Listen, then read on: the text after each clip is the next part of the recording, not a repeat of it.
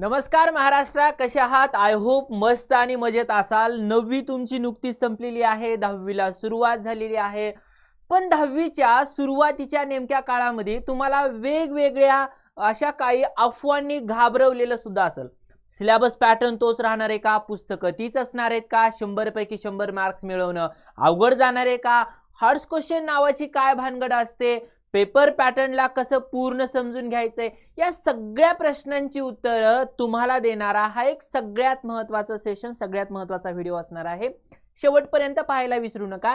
ज्या सेशन मध्ये आपल्याला पाहायचंय नेमका मॅथमॅटिक्सचा सिलेबस अपडेट झालेला आहे का, चेंज झालेला आहे का, आणि जर असेल तर नेमका येणाऱ्या 2027च्या बोर्ड एक्झामसाठी हा सिलेबस कितपत असणार आहे आणि कसा असणार आहे, त्याच्यामध्ये तुमच्या 10वीच्या बोर्डाच्या परीक्षेसाठीचा महत्त्वाचा सगळा घटक। दुसरा प्रकार आपल्याला पाहायचा आहे, मग जर असं काही झालेलं असेल तर नेमकं 10वीच्या 2027च्या बोर्डाच्या परीक्षेसाठी सगळ्यात महत्त्वाची पुस्तकं कोणती असतील, आणि आम्ही क्लास नोट्स असतील, बुक्स असतील, त्याच्यापेक्षा वेगळं डायजेस्ट आणि त्याच्यासोबत इतर कोणतं साहित्य रेफर करायला पाहिजे, असा जर काय प्रश्न तुमच्या मनात असेल ना, तर हा व्हिडिओ तुमच्यासाठी महत्त्वाचा आहे। सगळ्यात महत्त्वाची गोष्ट म्हणजे एक्झाम पॅटर्न कसा असणार आहे, पेपर पॅटर्न कसा असणार आहे, कोणत्या मार्काचे, किती मार्काचे, कसे प्रश्न, सिलेबस मधले किती, सिलेबसच्या बाहेरचे किती, अशा सगळ्या प्रश्नांबद्दलची चर्चा सुद्धा आपण इथं करणार आहोत। आणि सगळ्यात महत्त्वाची गोष्ट म्हणजे मॅथमॅटिक्स हा एक रँकरचा सब्जेक्ट आहे, रँक मिळवून देणारा, आणि असा एक सब्जेक्ट ज्याच्यामध्ये आपण आउट ऑफ मार्क्स मिळवणं शक्य होतं। आपल्याला 100 पैकी 100 मार्क्स घेणं शक्य आहे, आणि नेमकं त्याच्यासाठी अशी कोणती स्ट्रॅटेजी टॉपर्स स्टुडंट है ना, जे रँकर्स असतात, जे टॉपर्स असतात, ते फॉलो करतात, अशी स्ट्रॅटेजी आपल्याला फॉलो करण्यासाठी नेमकं काय करायला पाहिजे। आणि तुम्ही जर नुकतंच 9वीतून 10वीत येत असाल आणि अजून तुम्ही जर आपल्या चॅनलला सबस्क्राइब केलं नसेल तर सबस्क्राइब करून घ्या, कारण आपल्याला ही 10वीची जर्नी अतिशय मजेशीर पद्धतीनं आणि विश्वासार्हतेनं पूर्ण करायची। तर चला मग आपण सगळ्यात पहिल्यांदा समजून घेऊयात नेमक्या या सब्जेक्टमध्ये आपल्या सब्जेक्टचे अर्थातच मॅथमॅटिक्सचे दोन प्रकार पडणार आहेत। पहिला प्रकार असणार आहे आपला अल्जेब्रा आणि दुसरा असणार आहे जिओमेट्री, ज्याला आपण मॅथ 1 आणि मॅथ 2 असं पण म्हणू शकता, हे का नाही? सगळ्यात त्याच्या अगोदर मला एकदा कमेंट करून सांगा बरं, तुम्हाला अल्जेब्रा आणि जिओमेट्री यापैकी कोणता प्रकार सोपा जातो? सोपा जातो म्हणजे त्या दोन्हीपैकी कोणत्या सब्जेक्टमध्ये तुम्ही अधिकाधिक जास्तीत जास्त मार्क्स मिळवता? चला मला लवकर सांगा कमेंट मध्ये। अल्जेब्रा, जसे की मला जिओमेट्रीचे थेरम सोडवणं, एक्झाम्पल आकृत्यांवरनं प्रश्नांची उत्तरं देणं वगैरे हे थोडं सोपं वाटतं, बरं वाटतं जरा।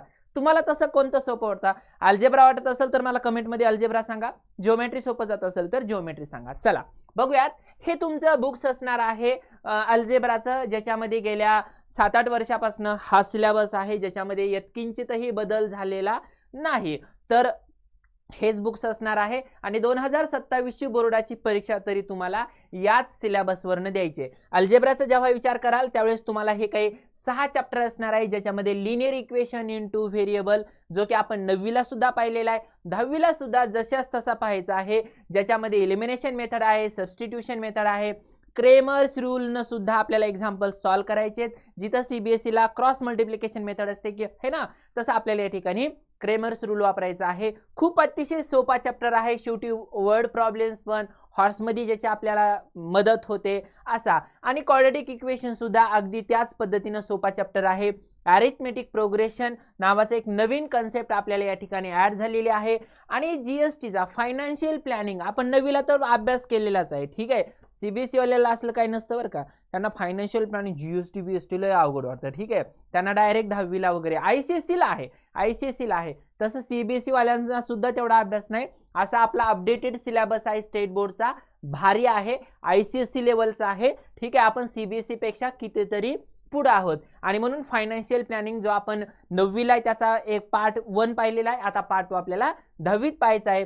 शेवटी प्रोबॅबिलिटी आणि स्टॅटिस्टिक्स हे दोन्ही अतिशय सोपे चॅप्टर आहेत, आणि ते मार्किंग वाले चॅप्टर आहेत। याचं मार्किंग वाईज डिस्ट्रीब्युशन कसं असणार आहे, कोणत्या चॅप्टरला किती मार्क्स असणार आहेत, हे सुद्धा मी पुढच्या भागात म्हणजे याच व्हिडिओमध्ये शेवटी सांगणार आहे, ठीक आहे। हा आहे तुमचा ओळखीचाच बुक्स, किंवा पाहिला असेल तुम्ही, हे आहे आपलं जिओमेट्रीचं बुक्स, ज्याच्या माध्यमातून आपल्याला 7 चॅप्टरचा स्टडी करायचा आहे। कोणते कोणते 7 चॅप्टर आहेत हे बघा, ज्याच्यामध्ये सिमिलॅरिटी आहे, पायथागोरस थेरम आहे, सर्कल आहे. सिमिलॅरिटी अर्थातच जसं आपण त्रिकोण हा चॅप्टर 9वीला पाहिला, त्रिकोणाचे प्रकार पाहिले, त्याच्यामध्ये त्रिकोणाची एकरूपता पाहिली, कॉन्करंट ट्रायंगल, तसं आपल्याला सिमिलर ट्रायंगल हा प्रकार 10वीत पाहायचा आहे. पायथागोरस थेरम स्पेशली 7 मार्काचा, त्याचं मार्किंग वेटेज सांगणार आहे मी तुम्हाला. सर्कल 12 मार्काचा. त्याच्यानंतर जिओमेट्री कन्स्ट्रक्शन, जसं कन्स्ट्रक्शन ऑफ जिओमेट्री हा चॅप्टर आपण काय केलं होतं 9वीला सर्कलमध्येच आपण इंट्रोड्यूस केला होता. तसं आता आपल्याला जिओमेट्री कन्स्ट्रक्शन, कोऑर्डिनेट जिओमेट्री, ट्रिगोनॉमेट्री आणि मेन्शुरेशन. बघा सगळ्यात महत्त्वाची गोष्ट म्हणजे सीबीएसईला ट्रिगोनॉमेट्री डायरेक्ट 10वीला येतो. इथं मात्र आपल्याला काय झालेलं आहे 9वीला आलेला आहे आणि 9वीचं बेसिक वापरून आपल्याला 10वीचा ट्रिगोनॉमेट्री सुद्धा समजून घ्यायचा आहे. शेवटी महत्त्वाचा असलेला मेन्शुरेशन चॅप्टर सुद्धा तितकाच महत्त्वाचा आहे, ज्याचा अभ्यास सुद्धा आपल्याला अगदी पहिल्यापासनं जे काही फॉर्म्युलाज आहेत ते ध्यानात ठेवण्याच्या ट्रिक्स वगैरे या सगळ्या गोष्टीचा अभ्यास अगदी या उन्हाळ्यामध्येच पूर्ण करून टाकायचा आहे. ठीक आहे. मग आता मार्किंग वेटेजचा जेव्हा आपण विचार करू तेव्हा आपल्याला हे माहित असलं पाहिजे की नेमकं कोणत्या टॉपिकसाठी किती मार्क्स आहेत. ज्यावेळेस आपण अल्जेब्राचा विचार करू त्यावेळेस अल्जेब्रामध्ये लिनियर इक्वेशन इन 2 व्हेरिएबल हा पहिला चॅप्टर अगदी 12 मार्कांसाठी विचारला गेलेला आहे आणि हे विथ ऑप्शन. म्हणजे पूर्ण जर तुम्ही 40 मार्काचा पेपर पाहिला आहे का नाही, तुमचा जो काय बोर्डाचा पेपर असणार आहे तो जर तुम्ही पाहिला तर तब्बल 12 मार्क्स हे फक्त आणि फक्त लिनियर इक्वेशनवर, 12 मार्क हे क्वाड्रेटिक इक्वेशनवर. म्हणजे एखाद्या विद्यार्थ्यांना फक्त लिनियर इक्वेशन आणि क्वाड्रेटिक इक्वेशन दोनच टॉपिक पण लय जबर झालेत. असं जर झालेलं असेल ना तर समजा तुम्हाला 24 मार्क इथंच भेटले, सोबत अरिथमेटिक प्रोग्रेशन 8 मार्काचा असेल तर 24 आणि 8 32 मार्क समजा भेटून गेले. ठीक आहे, अशा पद्धतीने. पण तुम्हाला जसं जसं जसं जसं 10वीचे पेपर जवळ यायला लागतील विद्यार्थ्याला कुठेतरी फील होईल अरे एखादा टॉपिक आपला राहिलेला आहे, असं झालंय तसं झालंय, आणि त्यावेळेस एखादा दुसरा सुंबळ्या यूट्यूबर येऊन तुम्हाला सांगल कि फक्त करे ये 2 टॉपिक्स और मिला है आउट ऑफ इतने मार्क्स, ऐसा करो वैसा करो. बच्चों लोग इससे हमें ध्यान नहीं देना है. ठीक है, अभी हमारे पास बहुत सारा टाइम है, 1 साल बाकी है, 2027 की हमें बोर्ड की एग्जाम देनी है. तो ईच एंड एवरी टॉपिक को बहुत ही अच्छी तरीके से हमें कंप्लीट करना है. ठीक है, लास्ट में हम जो सुनेंगे बस इतना करो, ये टॉपिक करो 12 मार्क मिल जाएंगे, ये टॉपिक करो ये 8 मार्क का एक छोड़ दो, ऐसा नहीं, बिल्कुल नहीं. अभी हमारे पास बहुत सारा टाइम है तो स्टार्ट करना है हमें यही से. ईच एंड एवरी टॉपिक को, ईच एंड एवरी कॉन्सेप्ट को यहाँ पे क्लियर करने के लिए हमारे पास बहुत सारा टाइम है. ठीक है, चलो. तो अरिथमेटिक प्रोग्रेशन 8 मार्क के लिए, financial planning 8, probability 8 end last में स्टैटिस्टिक्स है 12 मार्क्स का. ये भी हमें यहाँ पे क्या करना है, कंप्लीट करना है. ठीक है, जसं हे झालं अल्जेब्राच्या बाबतीत, तसं जिओमेट्री हा पण महत्त्वाचा आहे आणि जिओमेट्रीतले काही महत्त्वाचे टॉपिक सुद्धा आहेत जे आपल्याला खूप सारे जास्तीचे मार्क्स मिळवून देतात. ज्यामध्ये सिमिलॅरिटी 10 मार्कांसाठी, पायथागोरस थेरम 7 मार्कांसाठी, सर्कल विद्यार्थ्यांना बऱ्यापैकी भीती दाखवणारा चॅप्टर आहे सर्कल.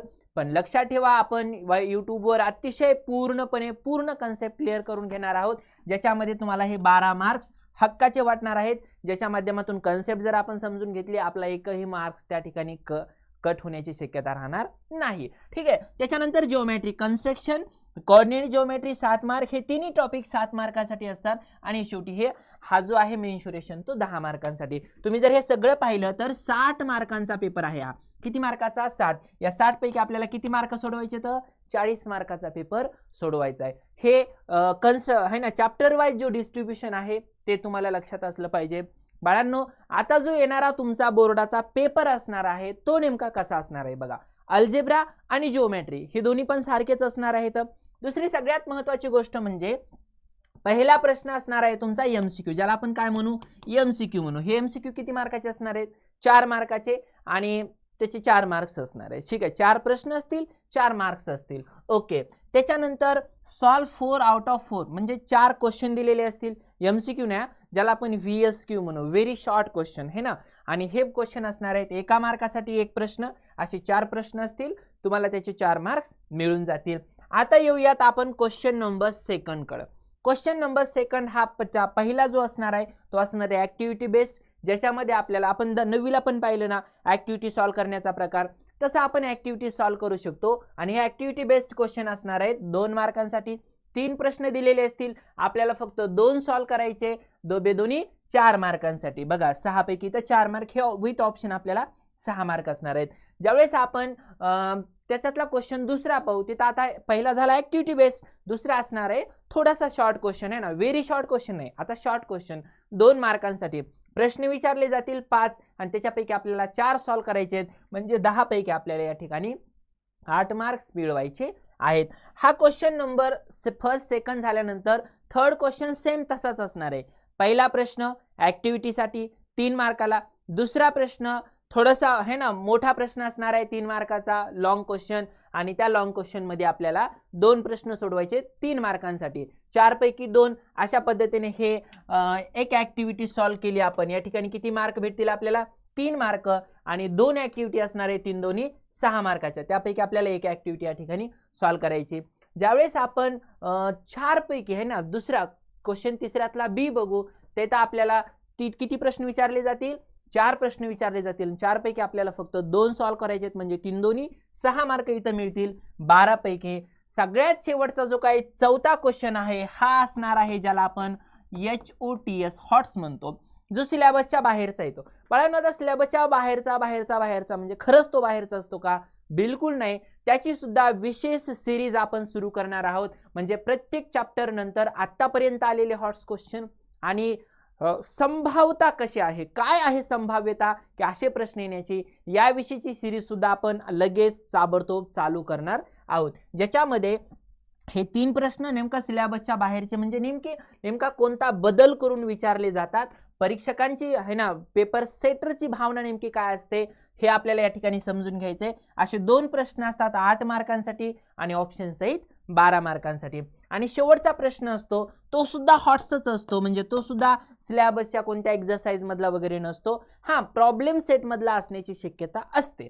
ठीक आहे, ते सुद्धा मी तुम्हाला सांगणार आहे. आणि त्याच्यामध्ये आपल्याला किती पैकी 2 प्रश्न दिले, 2 पैकी आपल्याला 1 प्रश्न सॉल्व्ह करायचा आहे. चला, समजलं ह्या सगळा पेपर पॅटर्न तुम्हाला?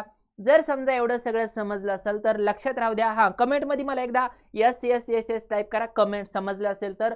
आता तुम्ही म्हणाल सर या सगळ्या गोष्टींची सुरुवात तर आपण लवकरच तुम्हाला या चॅनलवर अगदी आपल्या मॅथमॅटिक्सच्या लिनियर इक्वेशन पासून ते आपल्या अल्जेब्राचे 6 टॉपिक्स आणि जिओमेट्रीचे पूर्णला पूर्ण 7 टॉपिक संपूर्ण एक्सरसाइज सहित डिटेल सोल्युशन तुम्हाला या टॉपिक्सवर मिळून भेटेल. ठीक आहे. त्याच्यानंतर अनअकॅडमी नावाचं ॲप आहे ना, आपल्या क्लासचं एक ॲप आहे अनअकॅडमी. त्या अनअकॅडमी ॲप डाउनलोड करा. त्या ठिकाणी सुद्धा आपले काही स्पेशल क्लासेस होतील, काही महत्त्वाची माहिती त्या ठिकाणी सुद्धा क्लासेसमध्ये घेतली जाईल. आणि तुमच्यापैकी कुणी जर 10वी पास आउट झालेलं असेल, है का नाही, येतात क्लासमध्ये काय 10वी पास आउट म्हणजे तुमचं 10वी झालेलं असेल तर आपल्यासाठी या ठिकाणी निंबस SRG बॅच आहे, जे IIT JEE ची तयारी करू इच्छितात. आता 2028 ला त्यांना एक्झाम द्यायची आहे अशा विद्यार्थ्यांसाठी. त्याचबरोबर निंबस बॅच फॉर नीट ही सुद्धा बॅच आहे, ती 30 मार्चला सुरू झालेली आहे. आता 16 एप्रिलला बॅच सुरू होणार आहे, ती म्हणजे आपली निंबस टॉप रँकर बॅच. आणि ज्याच्या माध्यमातून आणखी एक बॅच आहे निंबस अल्फा बॅच, ज्याच्यामध्ये धैर्या मॅम, त्याचबरोबर विशाल सर, रोहित मिश्रा सर असे वेगवेगळे शिक्षक आहे की नाही, ज्यांनी स्वतःचं एज्युकेशन IIT JEE मधनं पूर्ण केलेलं आहे. असे स्वतः जसं PJ सर असतील, धैर्या मॅम असतील, असे वेगवेगळ्या सरांच्या आहे ना शिक्षक कंडक्ट करत असलेल्या ह्या बॅचेस आपल्याला या ठिकाणी पाहायला मिळतील 10वी झालेल्या विद्यार्थ्यांसाठी. आणि ज्यांना फक्त MST CET ची तयारी करायची आहे आपल्या 11वी 12वीच्या बोर्डाबरोबर, त्यांच्यासाठी ही स्वराज्य बॅच अतिशय माफक शुल्कामध्ये आहे का नाही, ज्याच्यामध्ये वेगवेगळ्या टॉपिक्स बद्दल सखोल डिस्कशन असेल, 500 पेक्षा जास्तीचे लेक्चर्स असतील. आणि सगळ्यात महत्त्वाची गोष्ट म्हणजे त्या विषयाच्या त्या टॉपिक्स नंतरच्या नोट्स, PPT सगळं काही तुम्हाला DPP वगैरे सगळे या क्लासमध्ये प्रोव्हाइड केलं जाणार आहे. अनअकॅडमी या ॲपवरनं तुम्हाला फक्त आहे ना माफक शुल्कामध्ये या बॅचेस अवेलेबल आहेत.